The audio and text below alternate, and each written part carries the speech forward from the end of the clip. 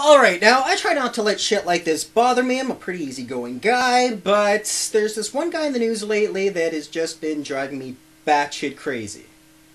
Now, living in Toronto as I do, there tends to be only two sources of printed news. Well, printed news online, which is where I tend to read it.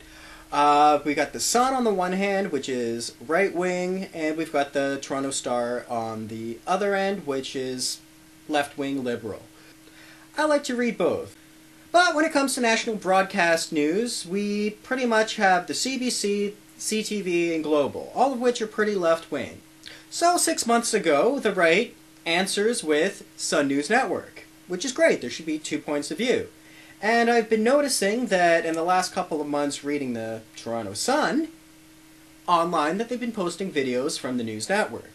And in a smart attempt to cross-pollinate their viewers/readership.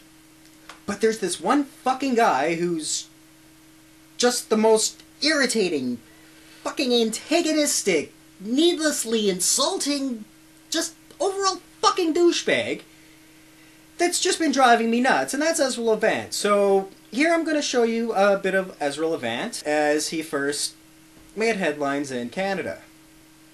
And tell me what you think.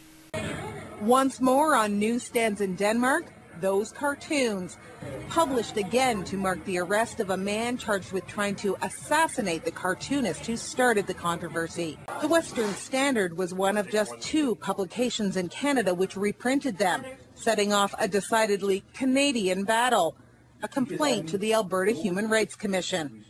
Former publisher Ezra Levant videotaped himself testifying, letting the commission know exactly what he thought of its hearing. You're a thug. Your whole company's a thug. I do not seek to convince you, because to do so means that I grant you some moral authority. Levant posted the video on the popular website YouTube. Now, Imam Syed Sawardi has decided to drop his complaint. The whole thing, he says, had gone off the rails. End of story? Not for Ezra Levant. He's preparing an abusive process lawsuit. He's not mincing his words as to why. I just want to teach a lesson to any fascist out there that you can't abuse our legal system, you can't abuse our democracy, you can't abuse our rights. It's not about the money. It's about telling that little fascist that he's not in Saudi Arabia anymore and he can't take pot shots at publishers with impunity. And Levant says he may well name the Alberta Human Rights Commission too. Civil liberties advocates say this is about hate laws they see as broad enough to endanger freedom of speech. The Canadian Human Rights Act says it's discriminatory to communicate anything that is likely to expose a person to hate. Critics say that's too vague and they're trying to change it in Parliament. And if necessary, they say they'll go all the way to the Supreme Court. And you can look at that and you're like, Chuddles, what's your problem with this guy?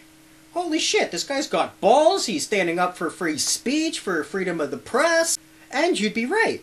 The guy, he's written a lot of books, he's a lawyer, he's a well-educated, accomplished person, so why should I have a beef with him? Because he's using these gifts to pretty much just be a fucking douchebag for no other reason except that he's getting paid for it. So let's all take a look at Ezra Levant in a little limited series that I'm going to call... Why am I sweating even more than normally? What is that awful music? Friends, it all comes together with this. Earth Day. Ha! Let me show you how I'm going to celebrate. Pine. It's well known. Pine is the granite of wood. Why aren't you wearing orange? I'm not a fat ninja. It's just me, Ezra.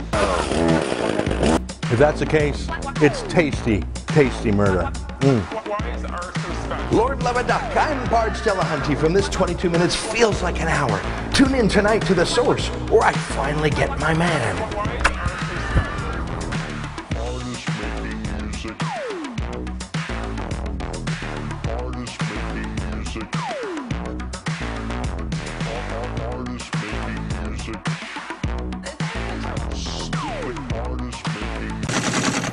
Okay, so this is Ezra Levant doing his Marge Delahunty parody. Hey, you stay where you two will come to where you're at. Mayor, Mayor, Mayor, why do you keep running from me, Mayor? Marge Delahunty, from this 22 minutes feels like an hour. Got him! So then he starts off with this. Hey folks, welcome to The Source. I tried to think about the scariest Halloween costume I could find, and an angry Mary Walsh hauled out one last time in her tired old shtick as Marg Delahunty, warrior princess. Okay, first off, and I know this is just nitpicking, but how does he know that this is the last time she's going to perform this character? Like, can he see into the future? Was about as terrifying as I could think of. I was inspired by her own tactics, her trespassing. Yes, taking 5 or 6 steps onto somebody's driveway is definitely trespassing. Know what you're gonna be thinking the next day. Her physical assault. Alright, let's see this dastardly assault in slow motion.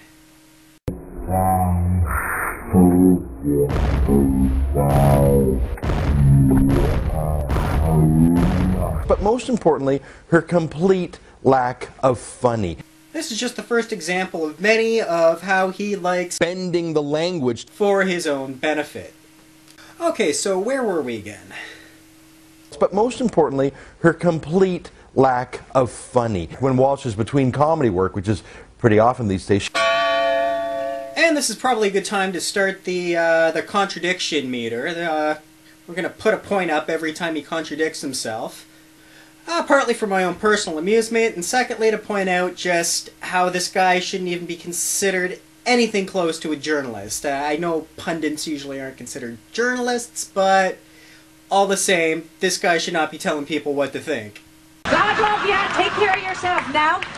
He retreated into his own house and called the cops. The cops took more than 10 minutes to respond. I find it troubling that the mayor of Canada's largest city, you know, the things are so lax that some hobo like this can storm right there. But alright, and this is as good a time as any to start the insult meter. It's just like the contradiction meter, except it's insults. Of course, today we did what the CBC does on her shows. We just added a hell of a lot of fake laugh tracks to make it sound funnier than it was. I'm Marge Delahunty. From this 22 minutes feels like an hour. And I'm actually in Rob Ford's home. Oh, Lord, underneath like a beached whale, isn't it? Mayor Ford! Mayor Ford! It's Marge Delahunty! Mayor Ford! Mayor Ford! I gotta give you a big smooch, Mayor Ford! Oh, Mayor Ford! My eyes are up here, Mayor Ford! Look up here, that's my eyes! Got him! Yeah, the laugh track really did salvage it, but not even really. So that's when the CBC falsely claimed last week that Rob Ford called 9/11. Okay, I know this is nitpicking again, but I don't have an 11 on my phone. It goes from 1 to 0. There's no 11, so when I call the police in an emergency, I dial 911, not 9-fucking-11. Jesus Christ. And told the dispatchers they were bitches. Seriously, that's the word the CBC said. I guess that part was missing from my sketch today, me blaming the mayor for swearing, which he never did. I'm not surprised that he was frustrated and that he swore in general. Mary Walsh isn't really a comedian. When Walsh is between comedy work, which is pretty often these days, their show, This 22 Minutes Feels Like an Hour, isn't really funny. On the CBC's low ratings show called This Hour Has 22 Minutes, it used to be funny when Rick Mercer was on it, but Okay, now I gotta stop this right here. If there's one thing that Ezra Levant should not be talking about, it's the ratings. On his best day, he's gonna pull in maybe 150,000 views for 2 hours worth of entertainment, because it sure as hell isn't fucking journalism. By contrast, one of the people that I subscribe to on YouTube, he's gonna pull in 3 times that number for less amount of entertainment. Like maybe an hour and a half. So, there you go. And for This Hour Has 22 Minutes, they'll pull in, what, 738,000 views? It's a little off, so, you know, I wouldn't throw fucking stones. Walsh is an anti-conservative battle axe. And it's not just an act. When Walsh is between comedy work, which is pretty often these days, she actually attends anti-conservative political rallies. The CBC doesn't hire her to do her smear jobs on conservatives despite the fact that she's a political extremist. They hire her because she's a political extremist. She's a political extremist. She's a political extremist. She's a political extremist. That's her value to them. In the CBC's political war room, she can be counted on to lay down an attack on any conservative. Stephen Harper. So, in the interests of the nation, and to save myself the indignity of dying in a one-party liberal dictatorship, I'm volunteering. Go ahead. Embrace me. Practice on me.